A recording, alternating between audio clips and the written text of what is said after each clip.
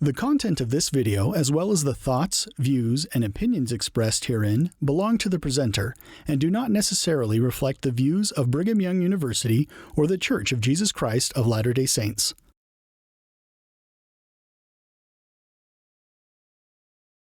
Well, now we come to the most provocative and right now the most important chapter perhaps in all the Book of Mormon, and that's, we won't get to this till later, will we? And that's the 8th chapter of Mormon. I don't know where we got before, but here's where we are. Now we're going to get down to cases. Here, you notice Moroni takes up the story. He picks up the record at his father's command. He takes over the record at this time. And here's a sad picture. This all happened after Cumorah. It's all over now. And Moroni has been running for about 15 years. Long after this is in 400, you see. About 400, 401. So this is 15 years after Cumorah. He writes the rest of Mormon's book. He's had plenty of time to think it over. We can understand that. The Nephites escaped southward, were hunted by the Lamanites. Everything is in confusion. And his father has been killed and slain, and the rest of them. And I alone remain to write the sad tale of the destruction of my people. They're all gone. Well, here you think, this is an epic theme, isn't it? The last survivor. The ring of the Nibley, the last survivor, Richard. When great armies break up and shatter, you'll find last survivors moving around in the country, disguising themselves in various ways, managing to carry on. But the last survivor is a real figure, and he's a tragic figure. The Lay of the Last Minstrel, Scott's work, this particular subject. There's the last one. There's many a last. It's very interesting in the current National Geographic. The cover story is devoted to the last photographs of the last time we're ever going to see a dozen or so different well-known, rather exotic animals which are disappearing from the earth. And these photographs represent the last time they'll be seen. So talk about extermination. He's the last of the Nephites. You go, well, you know the last of the Mohicans. You read Cooper. The sad passing tribes have passed away, and there have been a last man. Dolly Pentreath was the last woman to speak Cornish, and the philologist used to beat a trail to her door. Yes, there are such things as the last people and the last survivor, and Moroni was one of them. And of course, it's infinitely sad. This shows that survive is a dirty word. We like the word survive, and it's a dirty word. It means to live after everybody else is dead. Survivre, supervivere, to live after everybody else is dead. You want to be the lucky one. When it's John Chrysostom, the most eloquent orator, perhaps, of the late 4th and early 5th century in the Christian church, St. John Chrysostom. He says in Antioch, when he was there, before the great earthquake, everybody was running around saying, I wish there'd be a big earthquake, kill everybody in Antioch but me, then I'd be the richest man in Antioch. And that's the way everybody felt about it. See, I want to survive, I'll be the richest man. And when that happens, well, Antioch was destroyed, and there were very few survivors indeed. It was one of the most total earthquakes in the world ever recorded. Well, but notice, could anything be sadder than this, you see? Well, remember the refrain in Job, and I alone remain to tell thee, I alone have come to tell thee. The messenger, the only survivor of Job's house, comes to tell him. Or the ancient mariner. There was an ancient mariner, he halted one of 3. He tells this grim story. And it's very sad, you know, the lone survivor story. You can make quite a list of them. The point is that they're real. And how many are we going to have now? Who wants to be the lone survivor? This whole looker. Well, Moby Dick, the same thing. See, that's the very same thing. He's the lone survivor. After all, who's writing the story? He starts out, call me Ishmael. He's the lone survivor, the wanderer in the earth, one who's all alone and so forth. It's a sad situation, but they are all gone, the destruction of my people. I fulfill the commandment of my father, whether they slay me or not, I know not, infinitely forlorn. But are not all ruins so? Well, this is what happened. I'm alone, he says in the next verse. I have not friends nor whither to go. I say, is this survival you look forward to? The Lamanites have hunted my people from city to city and place to place. They've all gone, but it hasn't settled anything. Notice a military solution is no solution. Certainly isn't here. You may have heard Mr. Fallows yesterday talking about that. Who won the Cold War? It was the Japanese won the Cold War. It's going to cost us our boots, but here.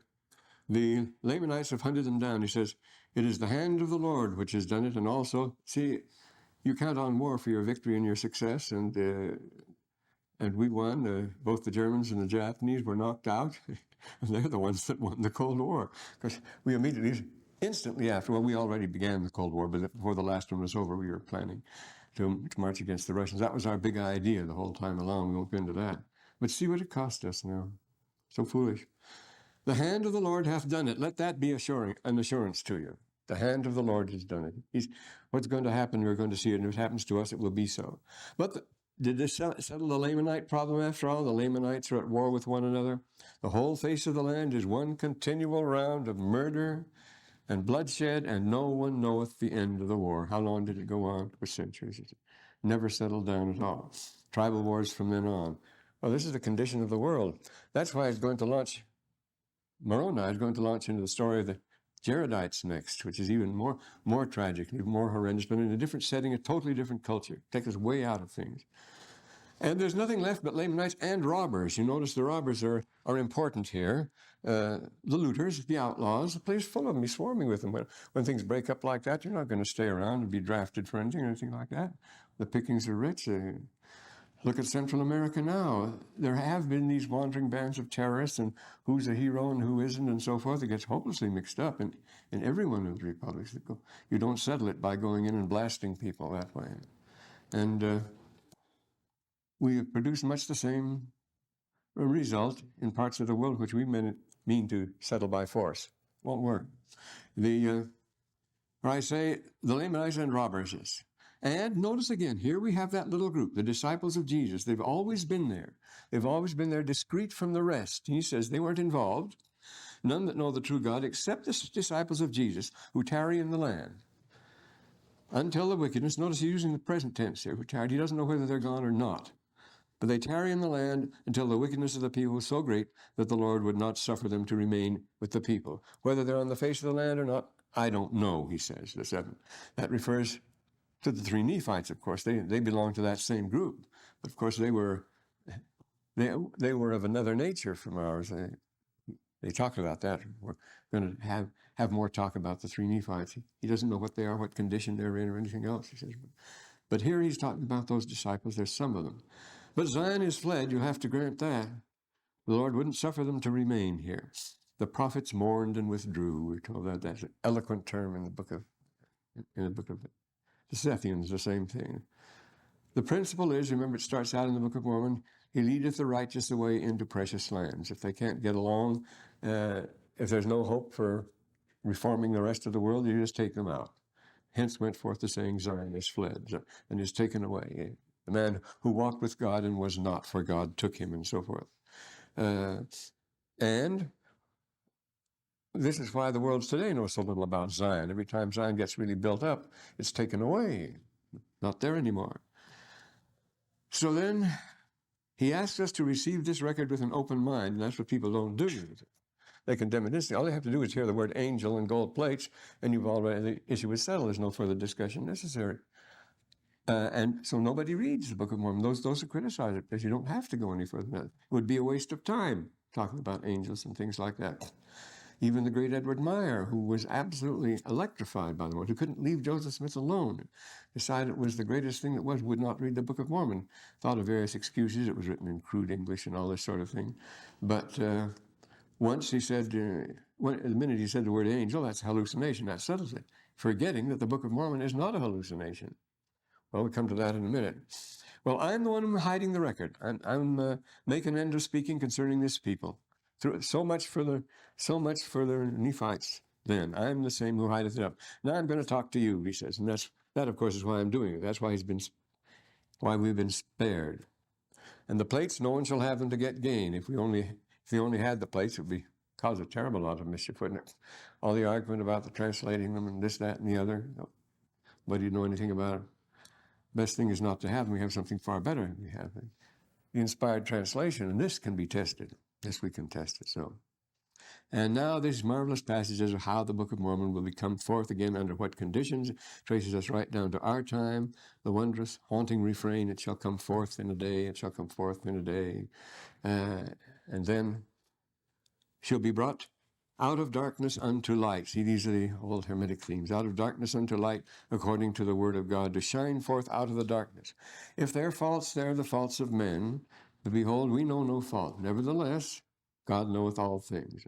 This is the final lesson of the Book of Mormon. The same that judges rashly shall be judged rashly. Again, he's talking about the people to come, you see. Don't judge this book. But of course, this is a nice commentary on his own people who have just been destroyed. The same who judge rashly shall be judged rashly again.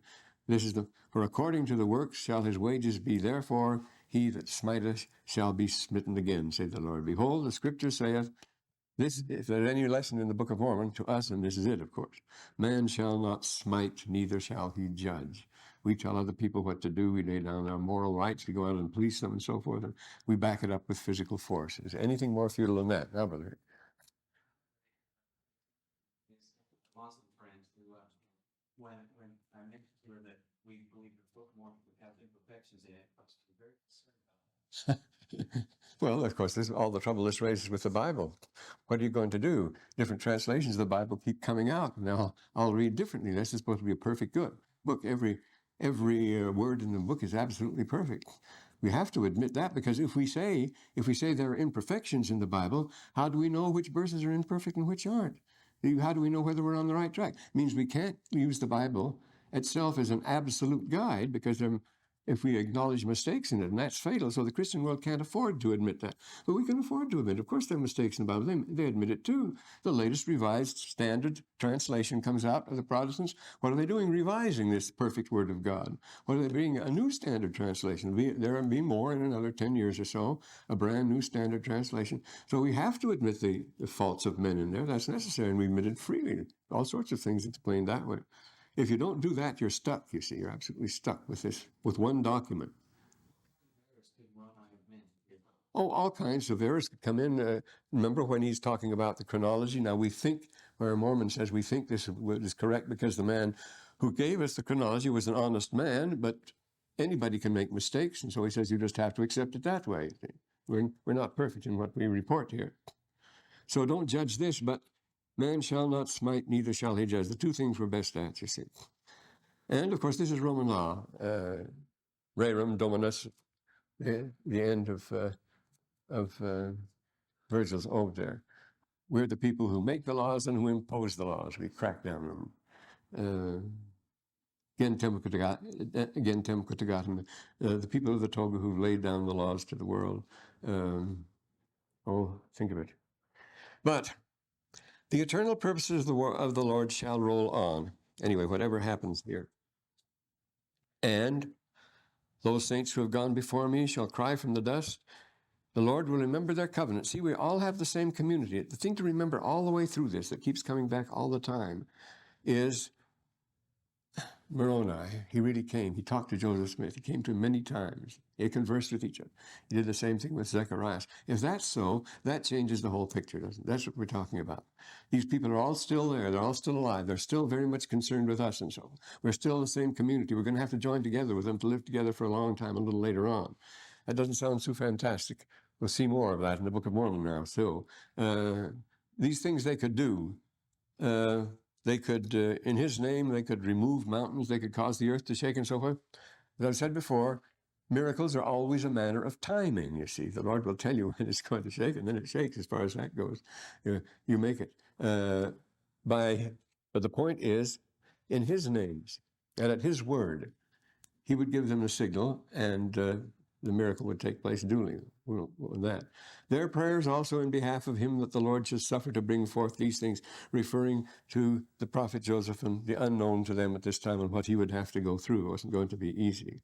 And these are the conditions in the time of Joseph Smith, and they follow right down to the present. And they terminate here in the 27th verse. Well, here we go. Out of the earth shall they come by the hand of the Lord, and it shall come in a day. Here's the refrain, see, this awesome refrain. It shall come in a day when it shall be said that miracles are done away with. And of course, that's why they rejected the Book of Mormon. Such things can't happen. We said angels and gold plates. That's utter absurdity. So that's the first, rejected on the first grounds at all, that miracles don't happen. That is, things we're not familiar. See, a miraculum is a little thing that makes you wonder because you don't understand it, that's all. They say they are done away, and it shall come in as if one should speak from the dead, as if one should speak. But it is a voice from the dust. It does speak from the dead. It shall come in the day when the blood of the saints shall cry unto the Lord because of secret combinations and works of darkness. The things that have been done here, of course, it's all secret. I was talking to the phone. He talked for quite a long time last night. Man who's been very successful in business. He's in California now. He says it's all secret. The secret is to pull surprises on everybody. Can do it. Don't let them know what you're doing. Well, that's exactly what Aristotle of Onassis said, who was the richest man of his time. You know, they said, what is the secret of getting riches? That's it. It's secrecy. Don't let people know what you're doing. It's secret combinations. That's the essence of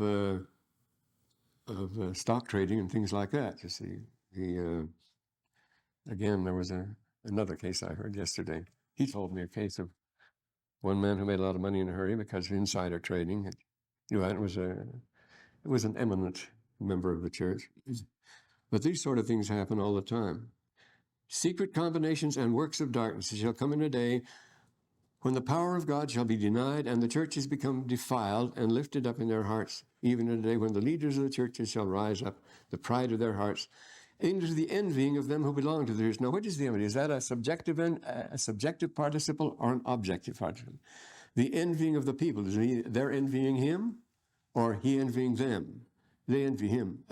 He doesn't envy them. They envy him his success and wealth. Probably that's what it may be. But they tell you here, well, whether it's this is a famous crux in Arabic, always arguing whether a genitive like this is subjective, a participle is subjective or objective. What are we on to here now? When there shall be filled, well, we don't need to comment on these things. Well, what's wrong with vapors of smoke? They can't hurt anybody. A little smoke in the air. We know this means something different today, doesn't it? So come a day, the 29th verse, when there shall be heard of fires, tempests, and vapors of smoke in foreign land. Tells us elsewhere in the Book of Mormon, a vapor of smoke, and it shall cover the earth. That could only be the outfall from something or other, couldn't it?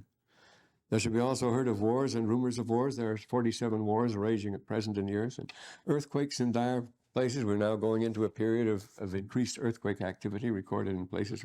Hasn't happened for a long time. And they're expecting the big one, of course, on the Wasatch Front. They're insensitive, unperturbed. All sense of fair play is forgotten here in this me generation. Notice this 31st verse. Come in a day when there shall be pollutions upon the face of the earth. Well, that's the number one problem today is pollution. It's not just pollutions, you see, impurities and things like that, but pollutions on the face of the earth. The earth itself is being defiled. The face of the earth, not just in the church or something like that. These are the pollutions we're dealing with today on the face of the earth. And needless to say, there should be murders and robbing and lying and deceivings and whoredoms, all manner of abominations. And there should be many who will say, again, our lowering of standards, our very permissive society here, we accept our lower standards. Do this or do that, it mattereth not. The Lord will uphold such as the last day, but woe unto such, for they are in the gall of bitterness and bonds of iniquity. They're going to say it's all right, you see, because you'll be justified. It will come in a day when the churches shall say, come unto me for your money, and you shall be forgiven your sins. Just the other night, I heard an evangelist say that you give money, and Jesus will accept you. He will accept you if you give money. And that's exactly what it says here. Come unto me, and for your money, you'll be forgiven. But who are you giving the money to? You see, to him. The person who says, come unto me, he doesn't say, come unto Jesus. He said, Jesus, that's what the call is, of course, but you send the money to me. You come to Jesus, but you send the money to me. O ye wicked and perverse, stiff-necked people, why do you build up churches unto yourselves to get gain and adjust the scriptures to allow for that sort of thing, you know? Why have you transfigured the holy work of God that you might bring damnation to your souls? And of course, the misreading of the scriptures is deliberately transfigured. The scriptures are before you, the Book of Mormon says. You wrest them at your peril. So we've transfigured the holy word of God that you might bring damnation on your souls. Behold, look at the revelations of God. For behold, the time is come when these things must be fulfilled. Well, at the time the Book of Mormon comes forth. That, you see. Notice it says here, the Lord hath shown me great and marvelous things concerning that which must shortly come at that day, which must shortly come. They will soon follow the coming forth of the Book of Mormon. It may shortly come at that day, when these things shall come forth among you. It's not very long. Dating it by sequence now. We follow certain sequences here. Behold, I speak unto you. Now here is a ringing verse. Speak unto you as if you were present, and yet you are not. But behold, Jesus Christ has shown you unto me, and I know your doing. I know you walk in the pride of your hearts, and are none save a few only that do not lift themselves up in the pride of their hearts. Unto what? The wearing of very fine apparel, and envyings is envy, competitiveness. See, this is, I think that talk that Mr. Fallows gave yesterday was very pertinent to what we're reading here. Envyings and strifes and malice and persecutions, a highly competitive society. All manner of iniquities in your churches, every one have become polluted because of the pride of your hearts. And then it comes down with the payoff sentence here. This is, for behold, ye do love money, and your substance, which is the same, and your fine apparel, and the adornment of your churches. These are not pagans. Notice he starts the next verse by saying, I talk to the unbelievers in the next chapter. I'm talking to the people who profess to believe on Christ. Your churches more than you love the poor, the sick, the needy, and the afflicted. That's an understatement, you see. Ye polluters.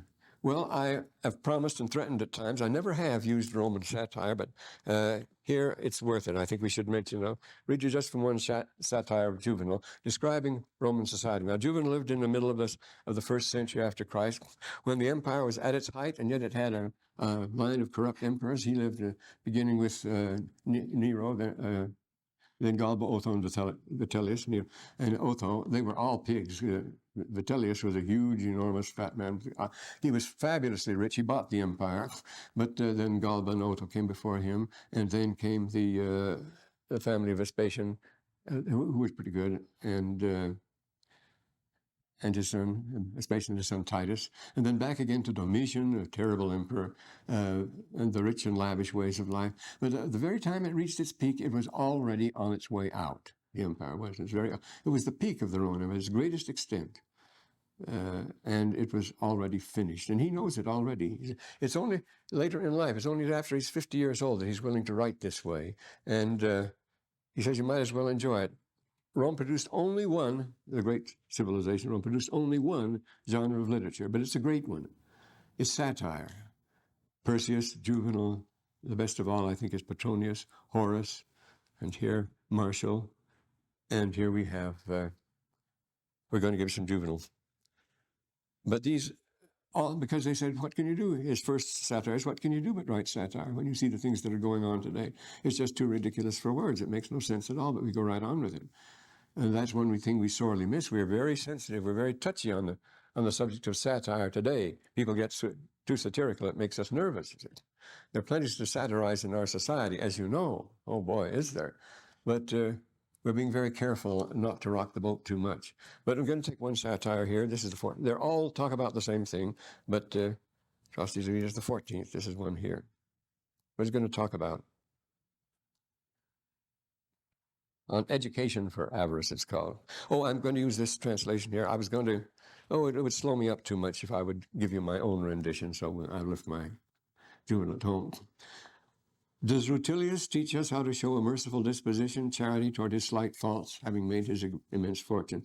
Does he think, we just mentioned this, your substance more than you do the poor, the needy, and the sick and the afflicted? He thinks other people don't even have souls at all, he says. Does he think that body and spirit are made of the self-same stuff in the case of slaves and freedmen? Or does he teach us to rage, to rejoice as he does in cruel sound of the whip, music more sweet to him than the sirens, efficiency, it gets things done. The tyrant of giant size he is to his trembling household, happy only at times when he summons the torture. It's a terrible way to run a household. But I know some big ranchers that run their establishment about in this manner. Torture, branding, some poor slaves, that was years ago. Some poor slaves with hot iron for snitching a couple of towels. What is a young man taught by a sire who delights in the clanking of iron chains and branding slaves in dungeons? He goes on. Are you greenhorn enough to suppose that the daughter of Larga won't grow up to be promiscuous when it took her 30 deep breaths as a child to get through the list of the lovers known to sleep with her mother? Even when she was a virgin, Mama would tell her all, and now at Mama's dictation she fills little wax tablets and sends them off to her lover. This is the morality of the time when everybody was sleeping with everybody else. Such is the order of nature. Evil examples at home corrupt us all more quickly, since they subvert our minds with the sanction of loftier warrant. More important people do it. And so, for the rest, they are led in evil paths of their fathers, dragged in the wheel ruts of guilt, shown them over and over, the same things done. The other ones here. Quitonius likes to build new houses, property mad. Now on the Bay of Skate and now on Tivoli. Remember the 9 or so estates and castles that the late Malcolm Forbes had. Now on Tivoli's heights, now on Praeneste. His mansions rise with marble brought from Greece or lands beyond the ocean. I think of course, of William Randolph Hearst. Overtopping the shrines of Fortune or Hercules, even more than Posides the eunuch surpassed our capital. Now here's a eunuch who, with a little swindling, had got himself very rich, and he built a house more magnificent than the Capitol. While Quitonius lived in houses like these, he diminished much of his fortune. He spent his wealth, but hung it into a portion not by any means small. But his son, a madman, destroyed it, rearing still newer houses, and they do that sort of thing. But they're stingy at the same time. Young men ought not to be taught to imitate most of the vices. We admire the frugality of these very rich men, he says. Only avarice seems to oppose their natural instinct. Here is a vice for once, the shape and shade of a virtue, gloomy of mien, dour in dress and expression. Very important man, you see. The miserly man is praised, of course, as if he were frugal, a saving soul, to be sure, craftier keeper of fortunes than dungeons of Pontus or the Hesperidian gardens, where wealth is safer, you see. Add the fact that the people think of the man whom I mentioned as an artist in gain. They admire him. We name some of those people. Estates increase with such forgemen. As they increase in every way, they become bigger and bigger. The anvil is never still, and the furnace is forever blazing. And remember what Fallow said yesterday. We have just one measure by which we measure success, progress, and what is desirable under our version of capitalism. He's comparing with the Japanese. What was it? More. If it makes more, that's the only test. More of this, more of that. That's what it has to be. Is that the wisest? Always to ask more. And Juvenal asks that here, of course. Estates increase with such forged men. They increase every way, becoming bigger and bigger. The anvil is never still. So when a father thinks that the avaricious are happy, that the very rich are fortunate, and he looks open-mouthed at wealth, gaping with admiration, you see, and figures no poor man is blessed, he is urging young men to follow along that highway, to study the same school he did, to get his MBA, as he says it here. There are the ABCs of vices. These he indoctrinates first, compelling his pupils to master the meanest, pettiest things, but before long, too, he instructs them in the insatiable hopes and passions for acquisition. Whatever you do, get rich. I can testify this because some of my kids have worked for them. LDS employers are notoriously stingy and mean to their help. You may have found that out. While he is starving himself, he cramps the guts of his slaves with the shortest, most meager of rations, while he is starving himself, for he cannot possibly manage to eat up the pieces of bread and the moldy blue-colored remnants and so. But why accumulate riches through such tortures as these, when it seems the most obvious madness, living the life of a tramp, to be a rich man on your deathbed? Meanwhile, the money bag swells, grows fat, and in just that proportion the love of money bloats up, and he who has only a little covets at least. As for you, a single house in the country does not suffice at all. You'll have to purchase another. Now, this the developer he's talking about now. You have to extend your acres, because the neighbor's cornfield seems both bigger and better, so you buy it up. And the woodland, also the slope of the hill, thick with the green olive. But what if you can't get it, he says. Now, this is developer's tactics he's talking about here. If the owner declines to sell under any conditions, you can send over by night lean oxen, famished cattle into the green fields. Tired though they are, they will never find their way home till they've stored the whole crop in their ravenous bellies. They've eaten up everything on the land, you see. So the guy has to sell it now. So that you might well believe it, was mown by close-cropped sickles. You could hardly say how many are bewailing wrongs like these, how many fields are sold by such tactics. Various ways of moving in and taking over a tract of land the person doesn't want to sell, ways of making it valueless and so forth. Well, these are tricks. Remember, this 2,000 years ago, they went through all this. And this, how long did it take them to collapse? Well, it was almost overnight when it comes. Hence comes the cause of crime. There is no greater incentive toward the compounding of poison, and we'll see what's behind crime, if you didn't know from our prime time TV. Toward compounding of poisons or thickening blows with a dagger than the desire of wealth beyond all moderate means. To get rich quick. But how can a desperate miser hustling for all he's worth ever expect to develop fear or respect for law or a decent sense of proportion? Live content, my sons, with your hills and your little cabins, he says here. And the costly apparel. A man who is not ashamed to wear hip boots when it's icy, turning away the cold with reversible furs. You will never find him wanting to do actions he knows are forbidden. Here's an honest man who dressed in practical clothes and nothing else. But, he says, it's the purple garb, the costly, fashionable foreign styles, the raiment peculiar and foreign, whatever it may be, that leads to wicked behavior. See, the Book of Mormon always ties up costly apparel with this sort of thing. At autumn's end, now, you got to get an education to get rich. This is you can't get rich unless you do. So he says, at autumn's end, the father at midnight, that's at autumn's end when the school begins again, you see. At midnight awakens the son who's asleep on his back and yells at him, wake up, get going, pick up your tablets and write. Read up on your cases, study the red letter laws of the past. They're studying just business and law. It's the only thing they were studying this time. I had a long article I threatened I would read, but I won't, on this subject in the ancient world. The red letter days of the past, or seek the centurion's office. Try to find something to sell for profit, say at 50%. Don't turn up your nose at business that has to be banished to the far side of the Tiber because it's indecent, all sorts of things. And don't make any distinction between the odors of hides and the attar of roses. A prophet is a prophet, and it always smells good, no matter what possible source it may come from. Here's a slogan for you, a maxim worthy of poets. Even if Jove himself turned bard, this would be the supreme teaching of all time, he says, and this is put in italics here. No one asks where you get it, but money is what you must have. No one's going to worry where you get it, but you have to. Now, we hear this all the time. Kives, they're the same words used exactly by Horace. Kives, honestus hypotes, me honesto in honesto. Get money. Honestly, if you can, but honestly or dishonestly, get money. You have to. Well, we're told that. Become independent and all this sort of thing. These are the lessons for toddlers. Taught them before they can walk by dried-up, haggard old nursemaids. This the girls all learn before they're alpha and beta. If a father insists on imparting such admonitions, I would speak to him thus. Tell me, you silly old codger, who is giving the orders to hurry so fast? I would bet you the pupil will master the teacher. Give up, go away, take it easy. Remember, he's going to buy you out, is the point he's saying here. You will be beaten as surely as Telamon was by his Ajax.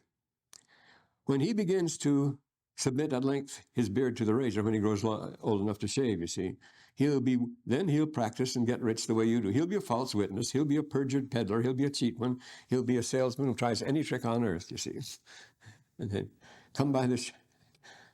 Things you think should accrue by land and sea, he will figure, come by a shorter road than that. Not the hard way. A great crime is no trouble. And of course, this is the theme of the crime shows we have all the time. Come his way by a shorter road. A great crime is no trouble. I never taught him those ways. I never gave him such precepts, you see. Maybe not in words, but you are the source and the fountain of evil intent. For the father who teaches love of great wealth and inspires greed in his sons by the warnings given in sinister ways, who shows him how he can double his patrimony by fraud, gives him a license, free rein, absolute control. If you call him back, you won't stop him. Once he's underway, he'll laugh at you in derision as he rushes headlong to the point of return far behind. That's 80, you see. This follows. No one believes it's enough to be partial delinquent. Make it all the way. So far, no farther. There's no such teaching. So far, no farther. Oh, no, they give themselves license much greater. And I say that's the main theme that Mr. Fowler's made yesterday. More. No matter how much you have to get more, you're not being really successful. And so when you tell a young man he's a fool to give a friend presents, to give anything away, to help a relation in trouble, to lighten his poverty's burden, you teach him to rob and to swindle, to use any criminal method that will get him rich. Your own devotion to money is as great as the Decii had for their country, so forth, their notorious patriotism. If you will only watch, and here he talks about the theater and the shows. This is the theme of the shows, and we have it to say. See, theatromania became the big thing. The spectator sports, everything was spectators. Everybody went to the shows all the time, 5 and 6 days a week. Everybody was at the shows and the games, and they were divided between shows, games, athletics, all sorts of spectacles. They mixed them together. If you will only watch at what peril to life possessions of men's fortunes increase in the drama, he says, or the treasure grows in the strong box, there's a great danger there, you see. Or more and more, the coins are banked in the temple of Castor. Since that day, see, the banks were temples, so the money would be sacred. It's the only place where it was sacred. And you notice our banks are made like temples. They're made with marble and bronze and solemn columns, following the designs of, like the stock market in New York, built after the designs of ancient temples, the Greek and Roman fanes, because they're sacred. There is a reverential hush in there, and everybody moves with awe because there's money, and there's the big vault back there. The vault represents the shrine where the god is, and only the high priest can go in there. It's a sacred place. And that's where you keep your treasure. If your treasure there, nobody will lay a finger on it. No, our banks are designed on that pattern very consciously. The architects are quite aware of that. And so, ever since the day when Mars the Avenger was robbed of his helmet, unable to guard his own goods, it will do no harm to abandon the stage effects and the shows of Cybele, Flora, and Ceres. Humans' comings and goings are really much more amusing, as here then. No, one madness pursues all men. We think of Orestes and Electra's arms facing the fire of the Furies and so forth. And he's talking about the extents to which people will go and the risks they will take to make money. He loads his ship to the gunwale and cast off. This reminds you of the Valdes. He talked about a man who has a super freighter. He's built these enormous freighters. They were huge, but they weren't very sound. You can see why. They were cheaper to build. They saved money that way. And he says, though, there's between one plank and him in the deep, and the cause of his hardship, the reason for his risk, is silver cut into cartwheels, little ones stamped with minute mottos, miniature portraits, coins, money, you see, numos. Clouds and lightning come up. Cast off, cries the owner. Don't pay any attention to that. We have to make this shipment. Pepper and wheat fill the holes. It's nothing really. The color of the sky, that bundle of black, forget it. Summer lightning and thunder, nothing at all but what happens when the ship is hit, you see. But this very night, the poor fellow, again, I think of the Valdes Exxon here. By this very night, the poor fellow runs a good chance to be flung overboard as the timbers are broken, overwhelmed by the wave, but hanging on to his wallet with his teeth or his left hand. Yesterday, not all the gold ore Tagus carries along with the red-colored sands of Pactolus, famous gold regions, would have sated his need, but today he's lucky in having rags to cover him and a crust of bread. He's a beggar, painting pictures of a storm and a shipwrecked pleader for pennies. Property won by such ills is kept with fear and with trouble.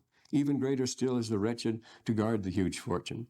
Plutocrat that he is, Licinius has to order a cohort of his slave boys to stand on guard all nights with fire buckets, ready at hand. He fears for his amber, his statues, his marble, brought from Phrygian shores, his ivory tortoiseshell badges, and so forth. If anyone asks me how much is sufficient, I'll tell him, exactly as Paul does in the letter to, in the first letter to, not Titus, but Timothy, yes, where he writes the letter to Timothy 6 and 5, having food and raiment, let us be there with contempt. Anyone who wants more gets into real trouble, he says, for he wants more, falls into, he uses the word the rapids, gets caught in the rapids, into many foolish investments, and you lose everything anyway, he says.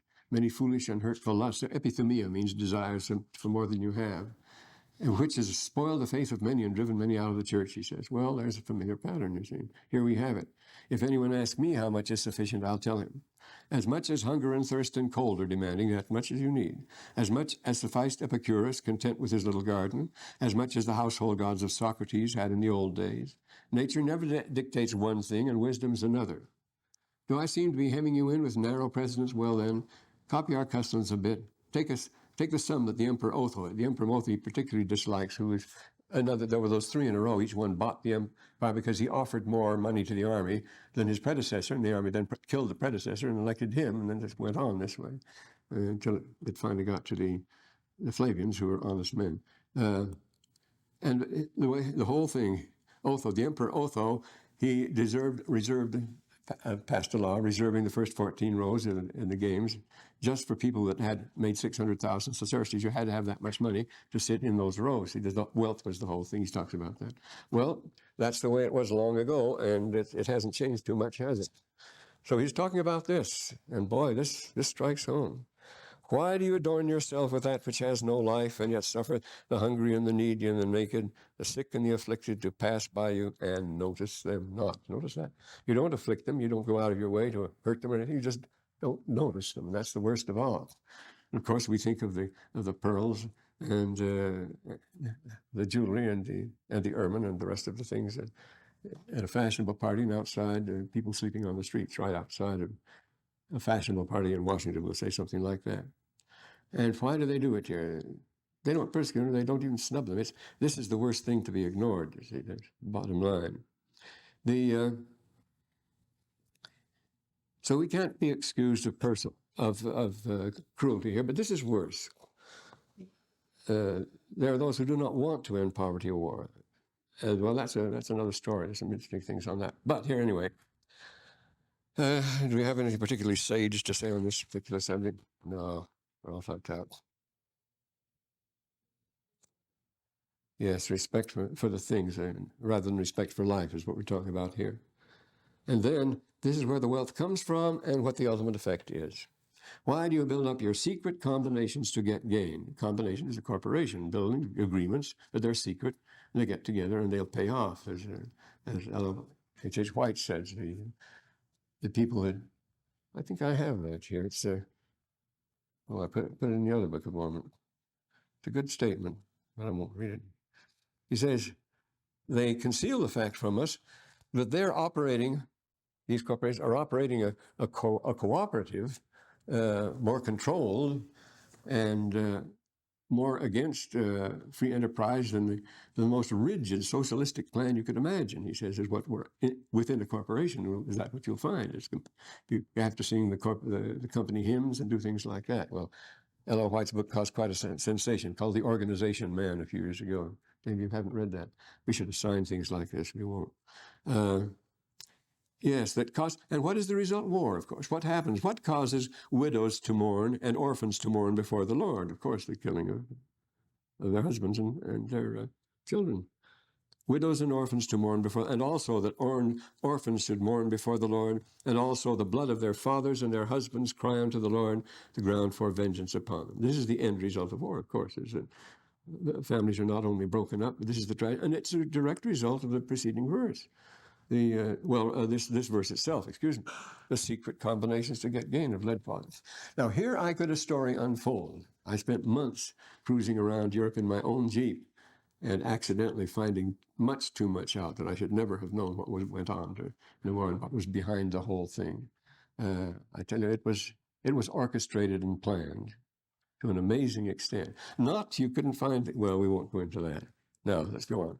Well, this is for us, and if we're guilty of these things, what's going to happen? What is our condition? Next verse, 41, the last verse, says what this is all pointing to. The sword hangeth over you. The sword of vengeance hangs over you. And the time soon cometh that he avenges the blood of the saints upon you, for he will not suffer their cries. So soon is going to be same thing that happened to the Nephites and the others. The sword of vengeance is something up there that's going to fall down, going to come on us. The next chapters are those that don't believe. You see, now this is the unbelievers. Do you have anything particularly sharp to say about this? What percent of us then of the world does not believe in God? There are many of them. It doesn't make any difference. Everywhere so far, the theme has been addressed to the Christian nation. And now you notice, here we have these hints. The next verse is this hint of extermination, period of extermination. We're living on the frail edge of an ecosystem right now, as we know is collapsing. And here it goes here. The earth shall be rolled together as a scroll. The elements shall melt with fervent heat. Well, there is a quietus. There is a real extermination period. And there have been such. This reads just like the description in that issue of the Geographic that I showed you here that on the subject of extermination. It was the fervent heat. Well, of course, it was a meteor. It was a comet. Well, you'd call it a comet, but it was it was a meteor. A meteorite doesn't hit the earth, but a meteor does. And there have been some beautiful ones wallop the earth from time to time. Well, not necessarily, but this is it. But the earth shall be rolled together as a scroll, and the elements shall melt with fervent heat. Well, there's nothing much you can do about conservation when you reach that stage. You shall be brought to stand before the blood of the land. This is not fear of death. No one can survive this sort of thing. This is what comes after. This be recognized that it will recognize here that there is more to come. This is what we have to look forward to in the end. But so this is to make us behave, and I hope we do. Will you no longer then deny see, because when that's over, when that curtain comes down, then you'll see the real stage. Then the whole thing will open out to us, and you'll see what it is. Will you deny then that Christ is real Can you behold the Lamb of God? Do you suppose that he shall dwell with him, conscious of your guilt? This is what we're going to shift to this other world here. And do not all things all working up to this? Well, it can't be, because you wouldn't receive it, you see. You rejected it frantically. Notice here, he says here, the consciousness of your guilt. You'll know then that the only reason you weren't able to enjoy what you had a right to is that you wouldn't have it, as far as that. You could notice, you could be happy to dwell in the holy with that holy being, but not when your souls are racked with the consciousness of your guilt. You throw yourself out of it. It doesn't have to be a particular hell. There doesn't even have to be a book is open to say particular crimes you committed. You'll know perfectly well what the crimes were. It's your guilt that will accuse you, and that you've ever abused his laws. You'll know that. There won't be no accuser will be necessary. You would be more miserable to dwell with God. You see, he's going to give you the best you want. You're getting let off as easy as ever. You prefer hell 1,000 times, so that you won't have to have. So that's what you get if you want it. You dwell with the kind of people you like and you want to be with. No, everyone's going to get the easiest possible sentence here. You will be far more miserable to dwell with holy and just God, so they're not going to make you. You'll say, thank heaven for that. God, you're being very kind, not making me dwell here. It's like not being forced to take a certain class that's so far beyond you. You'd be utterly miserable. You wouldn't know what was going on there and so forth. And it's the same thing. We're adjusted to what we're willing to take and what we're able to take. There's justice here and there's mercy all the way here. Notice is we would much prefer to dwell with the damned souls in hell. They're your people. When you see your nakedness, you can imagine that embarrassment. You want anything to happen, the mountains to cover you, the rocks to fall on you, and so forth. So this is a reason, this is a very good reason, he says. You unbelieving, turn unto the Lord. The whole trouble here is people just don't believe this. There's not going to be any heaven. There's not going to be anything like that hereafter. And this is a point that we come to now. But the unbelieving turn and believe, and perhaps ye may be found spotless, pure, and fair, and white, having been cleansed. It's still not too late. You see, notice having been cleansed. You're not clean now, but you can still do it. Having been cleansed by the blood of the Lamb on that great and last day. Again, I speak to you who deny the revelations of God, see. Now, this idea of gifts and so forth, we deny the gifts. We prefer office to gifts, you see. Brigham Young says prophecy is not an office, it's a gift. There are certain gifts, but we deny them, and yet they're the only things that are real. The office is temporary, it's official, a breath hath made them, can make them, and a breath hath made. Remember, Burns talking about the same thing. Anyone can be appointed to any office as far as that goes. Offices of that nature, men make them, we appoint them. They're temporary, they're for a purpose. We say office is everything, and it was St. Augustine who decided that since we cannot control the spiritual gifts, we cannot control the Spirit, we cannot control revelation, except unless by living righteously, and his generation didn't expect to live righteously. Remember his famous prayer, God, give me chastity and continence, but not yet. Well, that's the way they expected to live. He said, well, under these conditions, we're not going to get revelations, and from us, the worst thing about them, they can't be controlled. And he was a Roman, and he thought everything had to be controlled. You have to crack down on everything. But office, that's different. Ceremony and office, they will take the place of revelations and gifts. So they did. Everything then became ceremony and office. You can invent ceremonies, you can control ceremonies, you can stage a person a certain date. In the same way, you can control the power of office, you can administer here and there, you can set up committees and the like, and have everything in control. You can't do that with the spiritual gifts in the Spirit, you see. So that took the place, and we are prone today to respect office, to reverence office, simply in itself for nothing else. So you deny the revelations, and they deny the gifts, and here are the great gifts. You notice what they're done with. Revelations, prophecies, healing, speaking in tongues, interpretation of tongues. Those are the greatest gifts. He that denieth these things knoweth not the gospel of Christ. He has not read the Scriptures. Joseph Smith says, everything you teach must square with the Scriptures. You have them. And so, I will show you a God of miracles. The man... And because the fall of man came, then he sums up the atonement here. Because the fall of man came Jesus Christ, even the Father and the Son, and because of Jesus Christ came the redemption of man.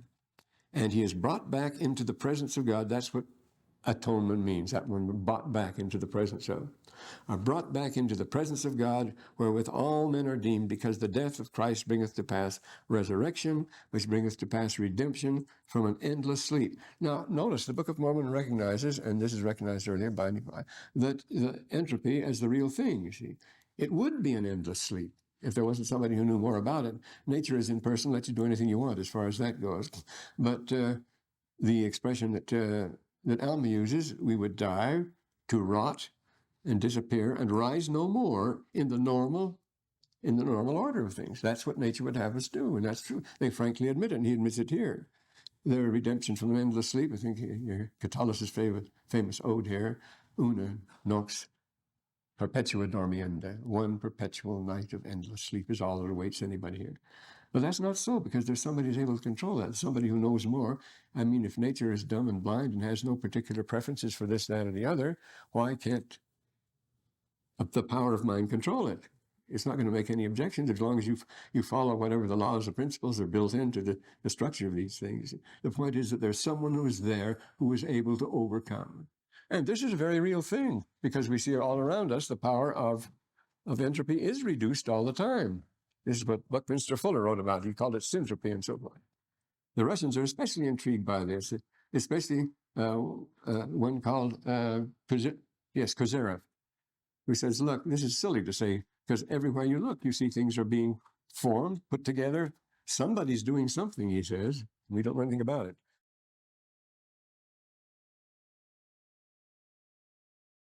Well, we've got to get on to the Jaredites. Oh, well, incidentally, here are these things. These are the ones of, this is Brother Kimball's talk, and it's from our own, the Xerox department, causing massive. They're 20 cents a piece.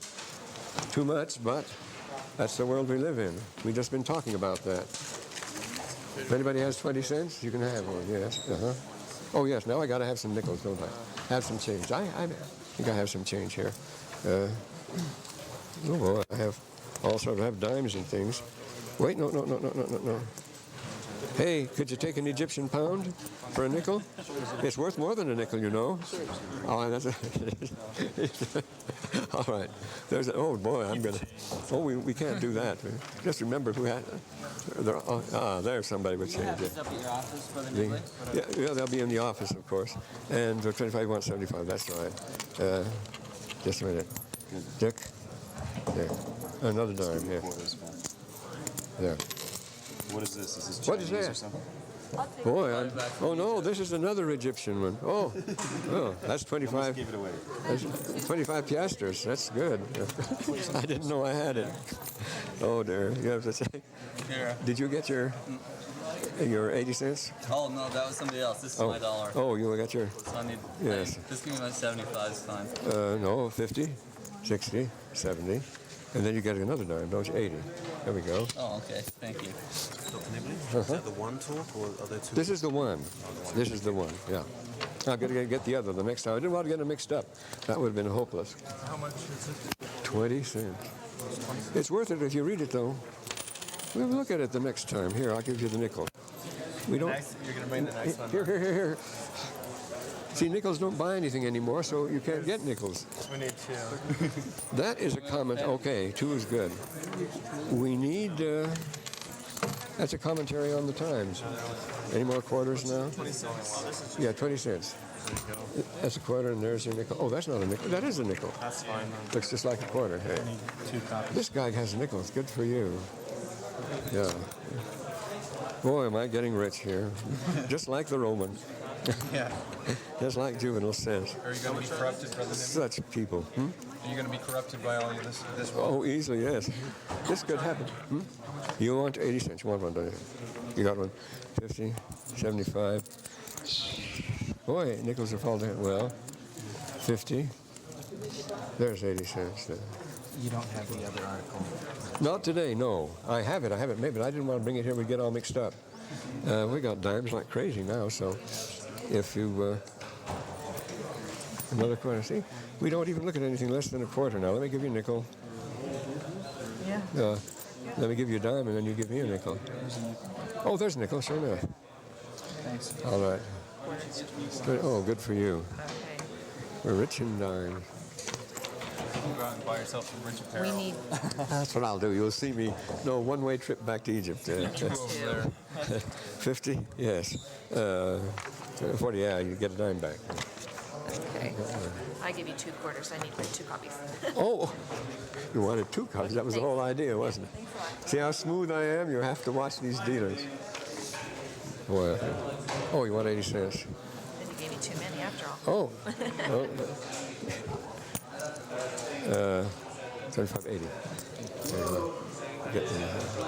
Yeah. When Moroni said that we adorn ourselves with that, Which has no life, of course. He's talking about our contempt for life.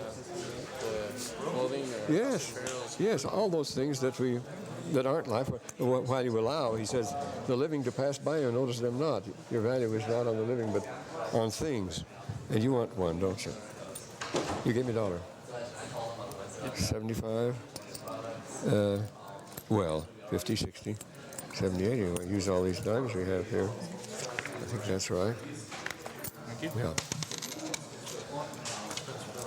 The Spencer. It's one great talk, believe me. Don't worry about it. Oh, wait, no, I'm going to give you your 5 back. You're going to have to take pennies. But here you are. I don't know if you happen to read about the mafia being caught back east and Oh, yes. about their secret initiation rites. That's, and they don't think they don't control a lot of things. Oh, they really do. Yes, thanks. And another. Boy. I have some dimes if you need some more change. Uh-huh. That's changed. Satire, Vicky, how are you? Existing. You wanted 80 cents? Yeah. You deserve it. You 50, remember my name. 60 cents. Oh, you're hard to forget. Because they keep writing me notes about you. The office over there to ask me how well you're doing. Oh, they keep track of people around here. And I say you're doing wonderfully well.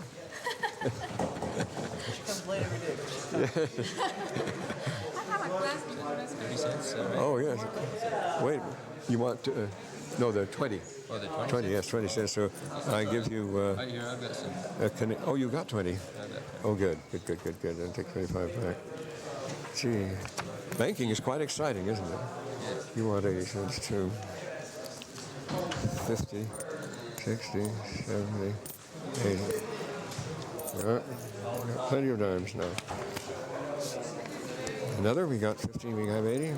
What was the name of the writer who wrote the... Juvenal. Oh, I should have written it on the board, shouldn't I? Of course. That's foolish not to write it on the board. How do you spell it? Juvenal, Juvenal.